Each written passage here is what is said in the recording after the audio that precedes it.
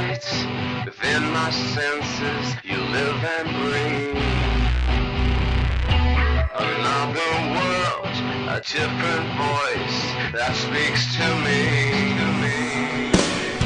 If you ask me why, I wouldn't know, I couldn't say. Just identify the illness affecting us every day. So turn the light on, shine it brighter, eyes of the world have to see, to believe. Look all around, fearless minds tend to rest. The age of reason. In this screencast, I'm going to demonstrate how to create a kind of scrapbooking effect where we kind of use kind of paper slotted effect. I'm going to do that using Inkscape. It's hard to describe, but we'll just go ahead and show you how to do it. First, what I'll do is select the rectangle tool, and I'll create a rectangle of any arbitrary size. I will select the rectangle and convert it to a path using path and then object to path. So now this is a path. I'll select the rectangle tool again and I'll hold the control key, and I want to create a square.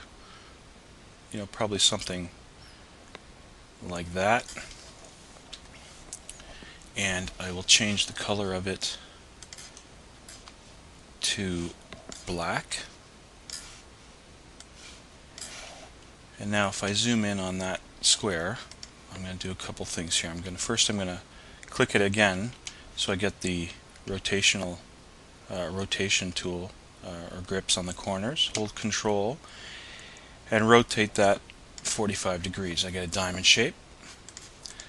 Single click it again and grab this top arrow, and I'm going to kind of squish this down to a flat diamond shape like this. Again, I'm going to select it and turn it into a path. Select the node tool. I'm going to highlight that top node and hit the delete key. I'm going to highlight the bottom node, and I'm going to click this button that's make selected nodes symmetric, so we'll get a nice curve there instead of those two straight edges. Now we can zoom back out a bit. Again, I'll single click it a second time, hold the control key, and I want to rotate it to this orientation, and I'm going to drag it on top of the corner of this, something like that. Now zooming in a little bit, I will now select the rectangle, hit the node tool, and I'm going to get in nice and close here, and I'm going to double click to create a new node here and a new node here, and then just select this corner node alone and hit the delete key. I'll take this black sliver we've created and I'll hit page down to move it behind the blue rectangle. So you can see we get a kind of slotted paper effect here on the corner. Now what I'm going to do is do that to all four corners. So I'll select this, hold Control D to duplicate it, flip the object, hold Control and drag it to the other corner. This doesn't have to be exact. None of my stuff is ever exact, I don't think. And I'm going to do the same thing.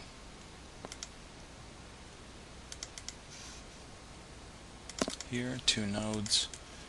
Select the corner one and delete it, and send this behind.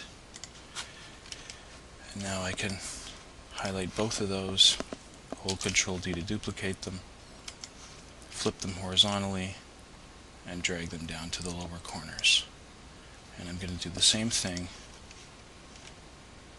here.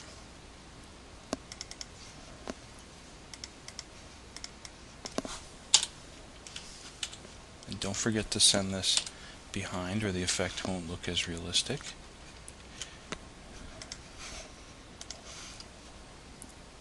Again, create the nodes, delete the corner one, send this to the back. So we've kind of got that slotted paper effect right now. Now I'm going to enhance it a little bit. What I'll do is select this blue rectangle, and I'll again create a duplicate, Control D, and I will make that new copy of that shape black. And since it's a path, what I want to do is make it slightly smaller. So I'm going to use an offset to do that.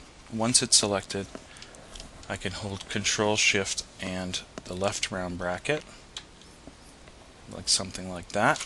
Just bring it in a little ways. You can use your own judgment. It's trial and error. And then I'll go into the node tool again on this black shape.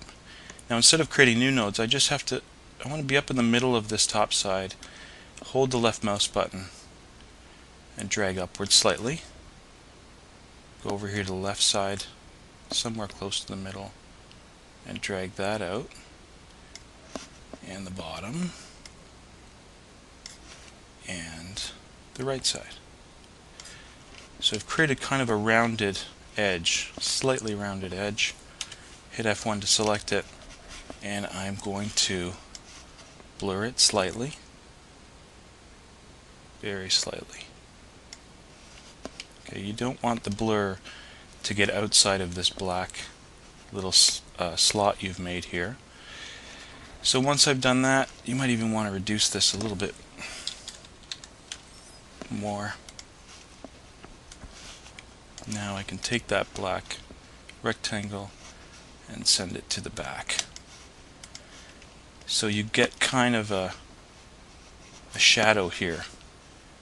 It fools you into thinking that this paper is kind of bulging out a little bit as we've stuck the corners of it into the slot. Now the effect's pretty good. It looks a little bit better if you change the color of that paper to something lighter. Let's say we go to more of a manila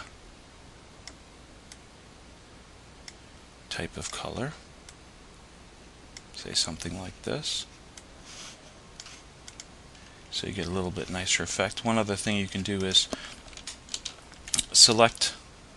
hit tab until you get that black shape selected. You can tell you've selected it when you see the blur value change back up. Once that's selected, I've just lost it here,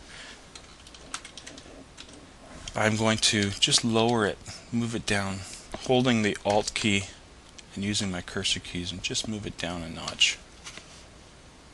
And what that does is just a little added touch, because you want the shadow to be a bit heavier at the bottom if the light is coming from the top. So that's the basic effect. You can also try maybe selecting all four corners here and changing to a slightly gray or off black color. That sometimes helps things look a little more realistic. And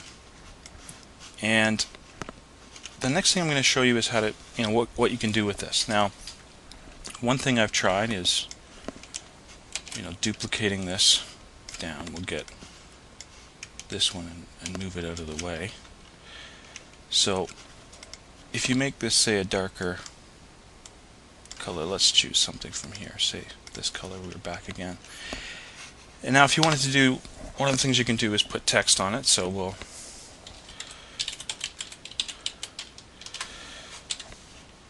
put our obligatory text on here, and we'll change that font.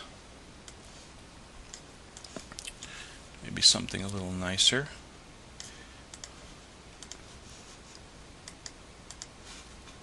Something like this. And what I'm going to do is do a kind of embossed effect. So I will take that black text, I'll get it the right size, the right font, how I want it oriented. You could, we can rotate it a little bit, maybe something like that. Now I'm going to move this down here. What I'm going to do is select this, bring up the fill and stroke, or actually, don't really need the fill and stroke dialog box. I'll just select it, select the dropper tool, so I can make it exactly the same color as this piece of paper or card that we've got in here. And now we'll bring in the fill and stroke dialog box, and what I want to do is not use the wheel tab but go to the hue, saturation, and lightness tab, HSL, and I just want to make it slightly darker.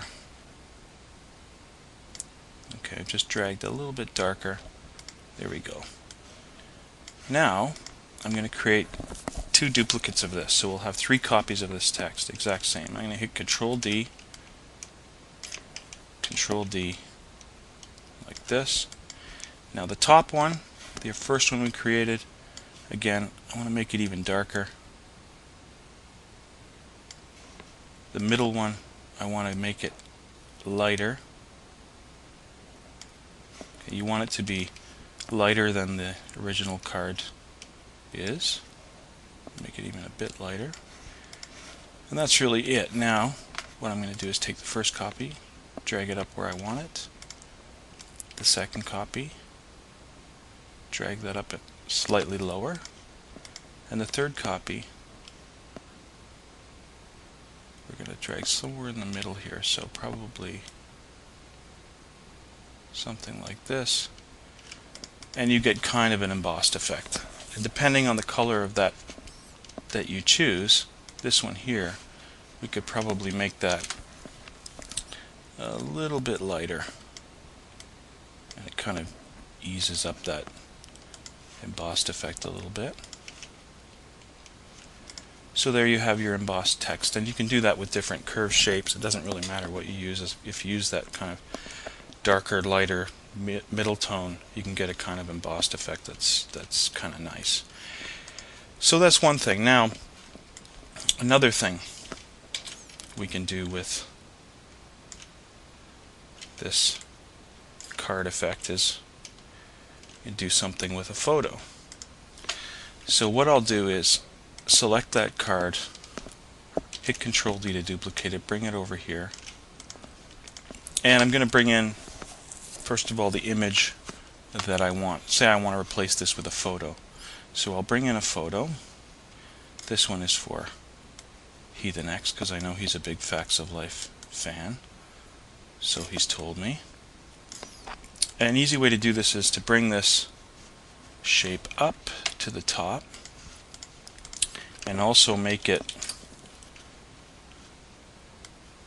a little bit transparent so you can see what's going on.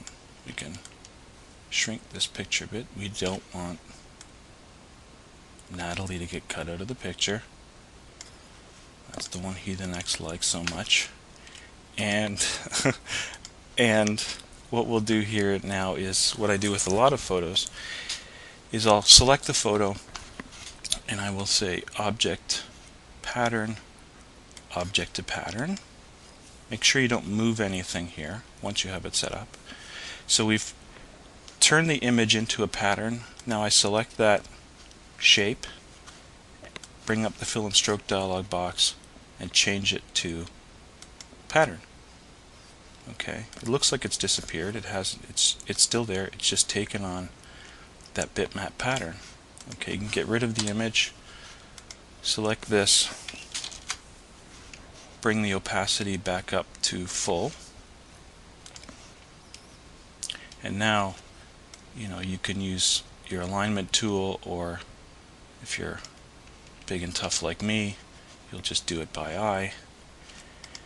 And there you have your picture with that same effect. So that's a good tip all around. Just if you want to use an image in some kind of weird shape, you can create that path that you want, bring in the image, turn it into a pattern, and apply that pattern to the shape, and you'll get the shape you want. And that's really it. So you can use something like that for a scrapbook effect. The good thing about it being, if we group this all together, the good thing about it being done in Inkscape is you can take that whole thing and easily rotate it the way you want. And another good thing is that if we decide to put this on a different background, say on a web page, it doesn't have to be white. We can take that background color and change it to whatever we want. Let's say we bring it down to a blue color. Kill the saturation a little bit. you still get the same effect. Okay, so you can apply that to any kind of background color you want. The shadow is still there because you've just done a nice neutral black shadow, and you can get that effect you want. Hopefully you find it useful, and that is about it. Thank you for watching.